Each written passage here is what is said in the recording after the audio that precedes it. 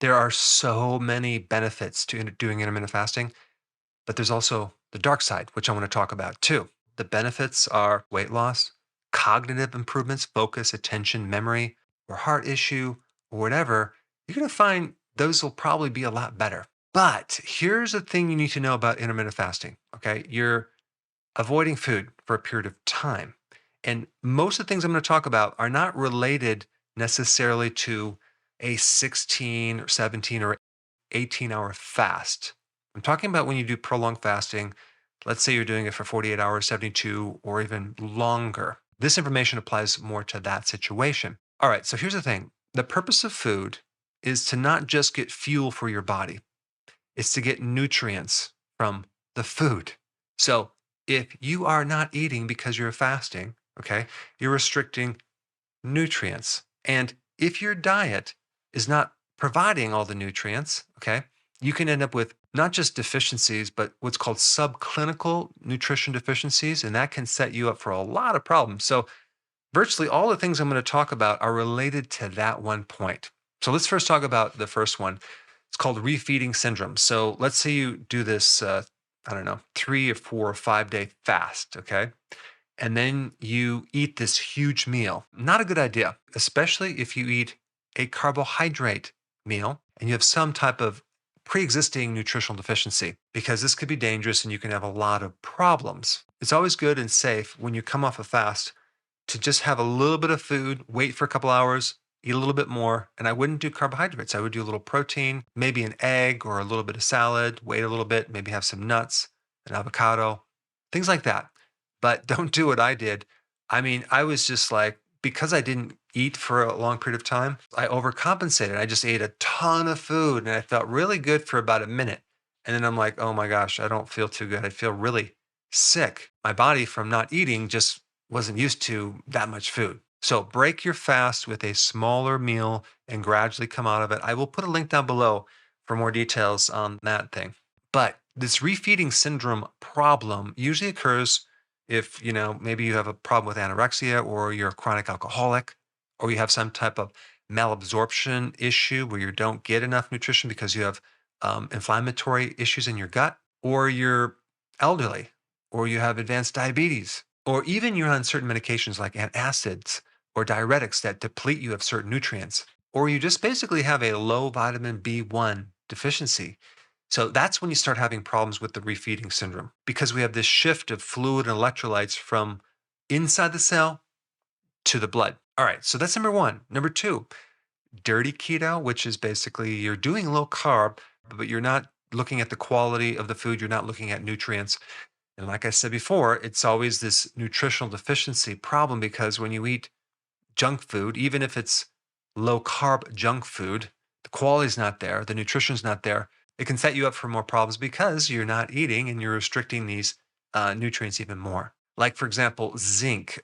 Your body has enough stored zinc to last like 4 days. Well, let's say you don't get enough zinc from the diet, which a lot of people don't. And then here you are going into this fasted situation, and then you just magnified that deficiency. And a zinc deficiency can show up as a weakness within your immune system.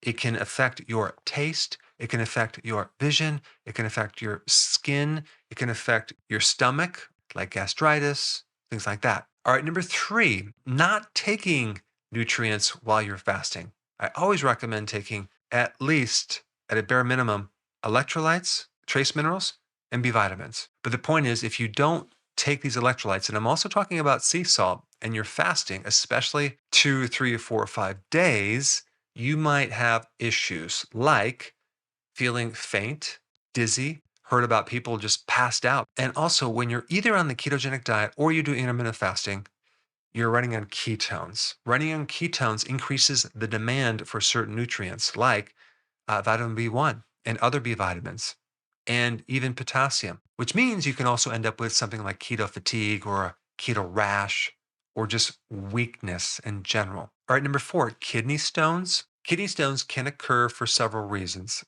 The most common one is uric acid stones. And let's say, for example, you're doing in the ketogenic diet, you're doing intermittent fasting. Typically, people eat a lot of almonds, right? And they might do some non sugar chocolate, or they also might do spinach. All three of those are very high in oxalates. And if you're predisposed to kidney stones, that could make it worse. I would definitely avoid those foods if you have a tendency to get kidney stones. And I would also take lemon juice in your water and drink enough water, like 2.5 liters of fluid a day. And that alone should prevent kidney stones. Now, the other type of kidney stones is uric acid stones. It is true when you do long fast, your uric acid goes up, okay, and then it comes down and stabilizes. That's not a pathogenic problem because uric acid is probably one of the most potent antioxidants in your blood. And so it doesn't mean that you're going to have gout or some type of arthritis. No. It just means when you do a fast, you may have certain chemistry changes occurring. And one really good thing for uric acid, just to kind of counter it, when you eventually eat, make sure you have big salads, which I always recommend, to kind of flesh out any type of uric acid that might be concentrating. Now, this may become a problem if with a person doing carnivore, but I have not really seen that being a problem. Somehow the body compensates, and they don't seem to have more problems with gout. They have less problems with gout, even though they're doing a lot of animal protein, which is interesting. Number five, if you're anorexic, you're going to have nutritional deficiencies. So when you do intermittent fasting, it's going to create more of a problem. So I don't recommend intermittent fasting if you're bulimic or anorexic.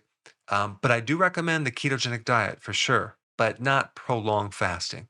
Number six, athletes that have not adapted to fat yet. Okay. So in this process of getting on keto, you start adapting to keto, which within like 3 days, but then it actually takes 1 to 3 months to fully adapt to your fat metabolism, right? So to be fat adapted, it takes a lot longer than what you might think. So in the process, and you're working out, you may not have adapted to fat. So when you exercise, you might kind of have energy and then kind of come down. But I will say over time, there are athletes that have adapted to this fat over a period of months. And man, they can burn fat 3 times better than anyone else. They can just go, go, go. So the point is that you have to give it more time. And in the process of this adaptation, you might want to adjust your workouts and training maybe right after you eat until you can fully fat adapt. And just as a side note, too, if you're an athlete and you're exercising and you don't have enough sea salt, your muscles will be weak. Okay.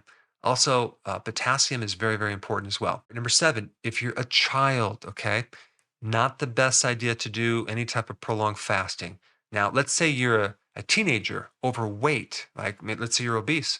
Well, maybe you would just do like 2 meals, but I would definitely start cutting out the snacking. I don't agree with this snacking all day long. But the point is, if you have 3 solid meals with a child and they're nutrient dense, I mean, that's what you want to do. Why? Because what we're trying to do is prevent nutritional deficiencies. And it is more difficult to get nutrients from food nowadays. I mean, even go in the grocery store, most of the lettuces that you eat are hydroponic. And I do have a problem with that because they only put 15 minerals in there and they're kind of bland, they're tasteless.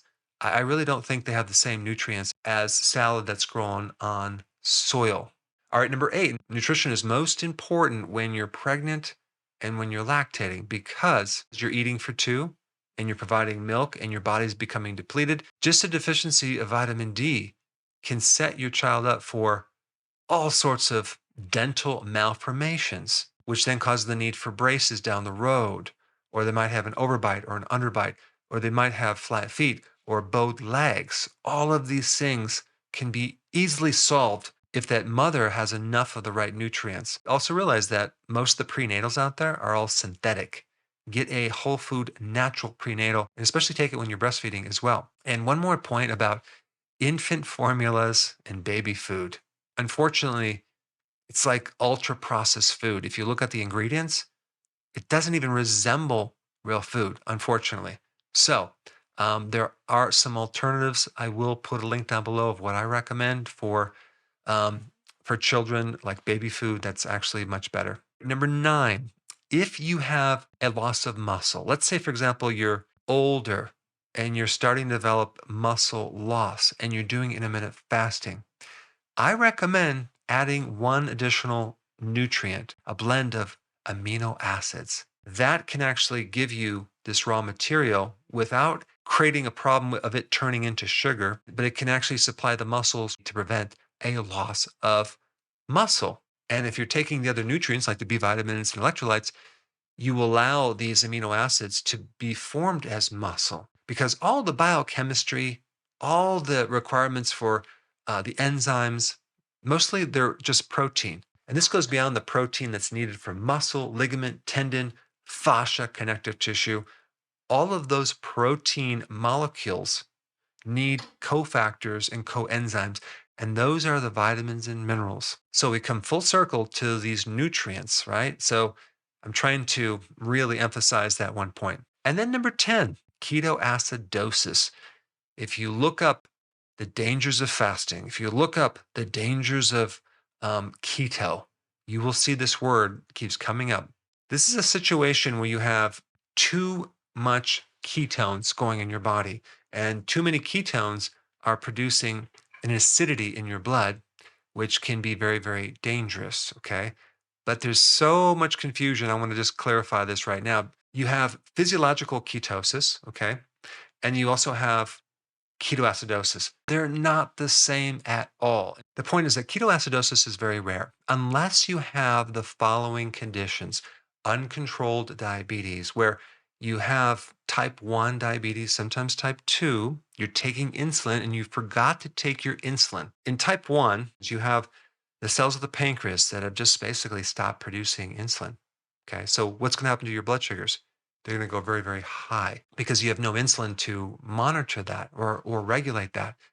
But insulin also controls ketones. And so insulin suppresses ketones. And if you have no more insulin, you have this massive flush or generation of ketones. So your body starts burning fat like crazy, and you have very high levels above 10 or 11 or 12 levels of ketones. Now, typically when you do the physiological ketones, this is a natural process, you restrict carbohydrates, and usually you're going to go between zero point 0.5 to 3. I haven't seen many people go over 5 or even 6.